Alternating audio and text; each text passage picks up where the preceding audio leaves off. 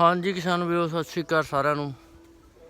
ਤੇ ਨਾਲ ਹੀ ਸਵੇਰੇ ਸਵੇਰੇ ਗੁੱਡ ਮਾਰਨਿੰਗ।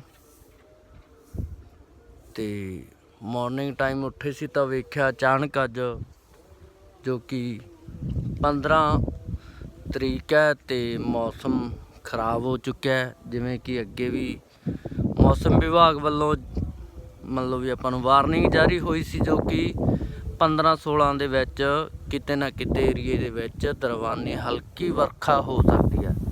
ਤਾਂ ਆਪਣੇ ਏਰੀਏ ਦੇ ਵਿੱਚ ਬੱਦਲਵਾਈ ਹੋ ਚੁੱਕੀ ਹੈ। ਤਾਂ ਕਿਹੜੇ ਏਰੀਏ ਦੇ ਵਿੱਚ ਮੌਸਮ ਖਰਾਬ ਹੋ ਚੁੱਕਿਆ ਤਾਂ ਕਮੈਂਟ ਕਰਕੇ ਜ਼ਰੂਰ ਦੱਸਿਓ। ਤੇ ਬਾਕੀ ਕਾਫੀ ਨਿਊਜ਼ ਵੇਖਿਆ ਵੀ ਕਾਫੀ ਏਰੀਏ ਦੇ ਵਿੱਚ ਬਹੁਤ ਜ਼ਿਆਦਾ ਗੜੇਮਾਰੀ ਵੀ ਹੋ ਚੁੱਕੀ ਹੈ। ਬਾਕੀ ਦੇਖ ਰਹੇ ਰੱਬ ਸੁੱਖ ਰੱਖੂਗਾ। ਵੈਸੇ ਅੱਜ ਦੇ 15 ਤਰੀਕ ਦੇ ਦਿਨ ਆਪਣੇ ਏਰੀਏ ਦੇ ਵਿੱਚ ਬੱਦਲਵਾਈ ਹੋ ਚੁੱਕੀ ਹੈ।